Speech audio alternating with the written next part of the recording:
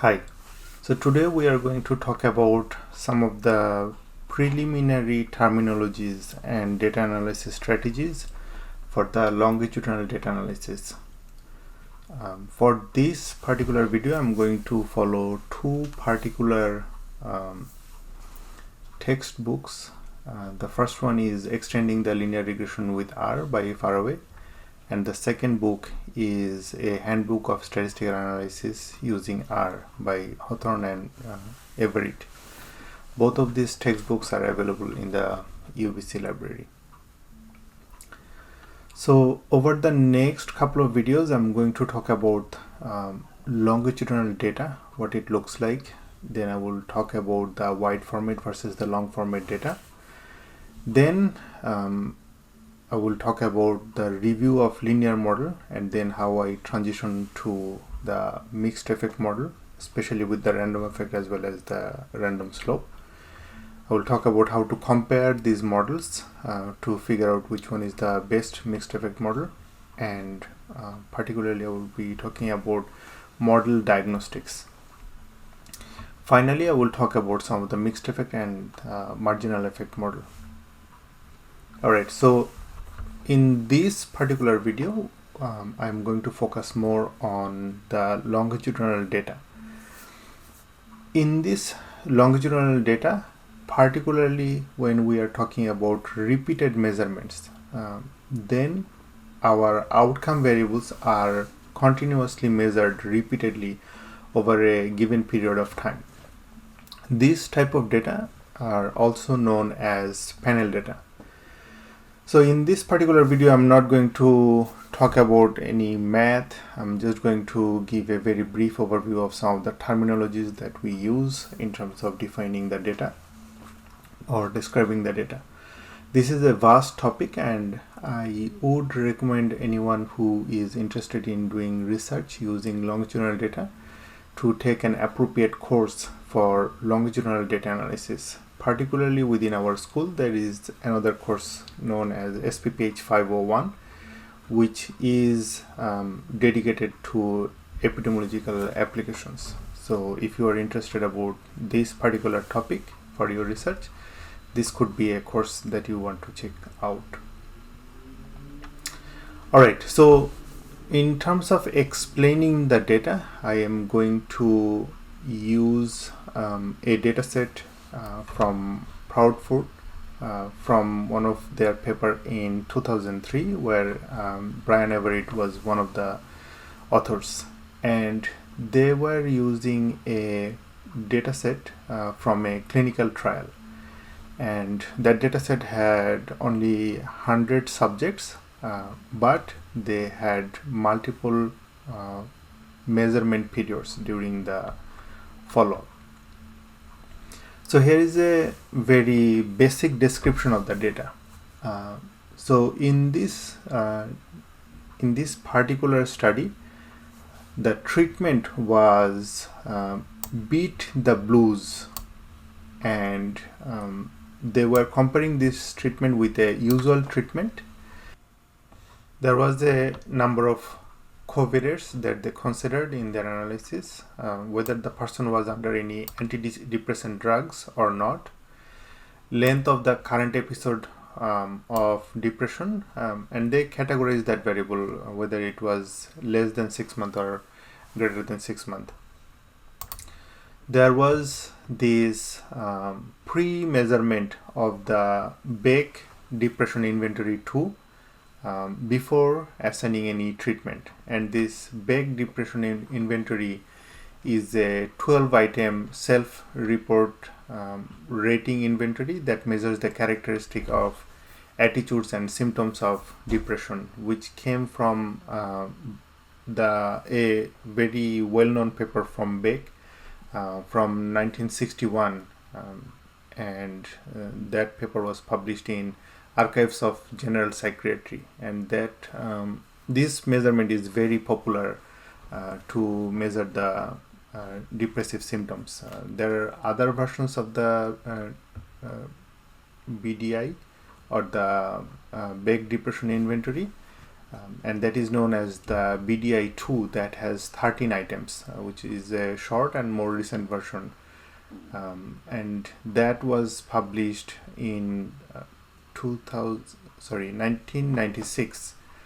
And this test usually takes on only 10 minutes to complete, and after the test they were recording it.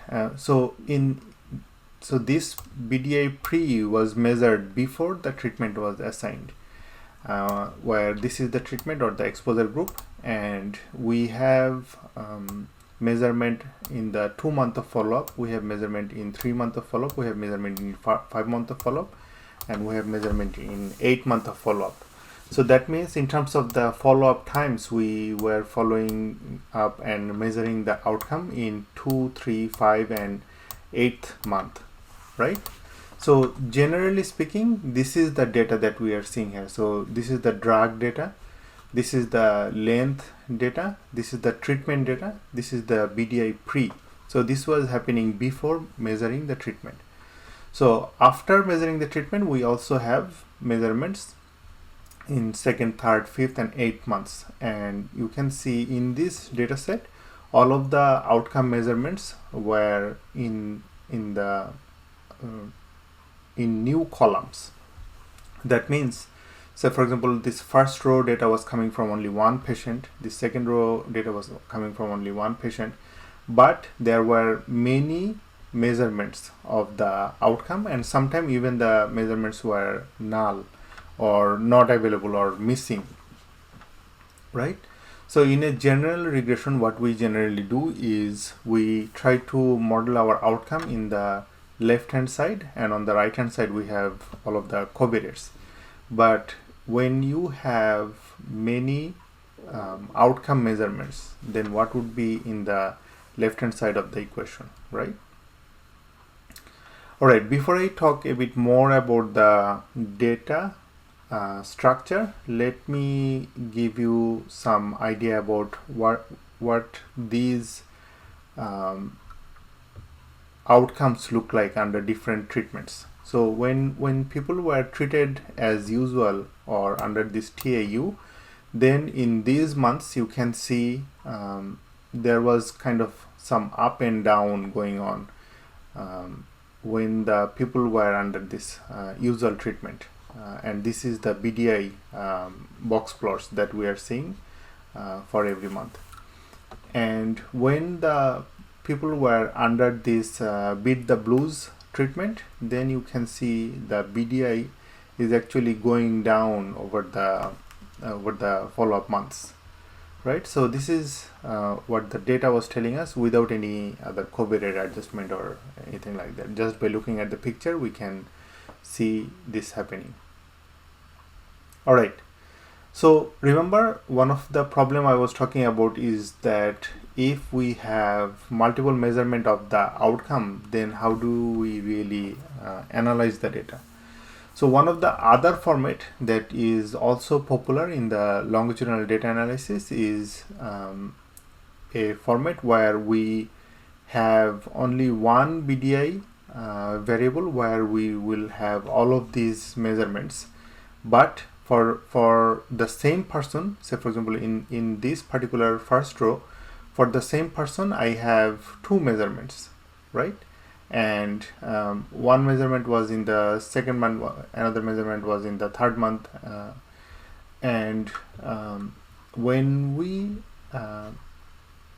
convert all of these data into one column, then you can see the first person, this is the subject 1, so this is the measurement of that subject in the 2nd month. Again we have another subject 2, and this is the measurement of that subject in month 2, and so on. And we can similarly after filling out these BDI measurements from 2nd month, there will be more rows for recording the BDI for the 3rd month for each of this patient. Then there will be even more rows for measuring the or recording the BDI for the 5th month after this, and then there will be more rows to measure the BDI for the 8th month.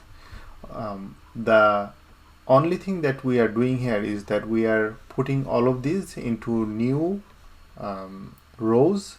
But what would be the observations for these? So for the same subject, all of the same observations will be filled up. So for subject, so this first subject, always no will be the drug, always more than 6 months would be the length, always TAU would be the treatment for this subject. So this is what we are filling out for subject 1. But when we go to the 3rd month, we will again fill out the same rows. So in total we have 100 subjects in the wide format. When we have the data sets in the different columns, we would only have 100 rows. But in the long format, as you can imagine, we will have many different rows compared to the wide format, but there will be only one BDI column, whereas in here we have more BDI columns. Alright, so looking at the data, so in this data it is a bit hard to see because we are ordering the dataset with respect to time. But if we are ordering the dataset with respect to the subject, say for example this is the dataset for subject 99, and for that subject you can see 2nd month's BDI, 3rd month's BDI, 5th month BDI, 8 months BDI, and this is the dataset from subject 2. Remember, this was the subject 2, and his measurements were 16, 24, 17, 20, 16, 24, 17, 20, and these are the different months. And see, all of the other rows that are not associated with the outcome are exactly the same. Same is happening for the 99th subject. Same observations for all of these different rows, where only thing that is changing is the time and the BDI measurements or the outcome measurements. And also the other point is that in this 99th subject, it has, or this particular subject has 4 different rows dedicated to only this subject. This subject has 4 different rows dedicated to only this subject too. So there are going to be more rows per subject.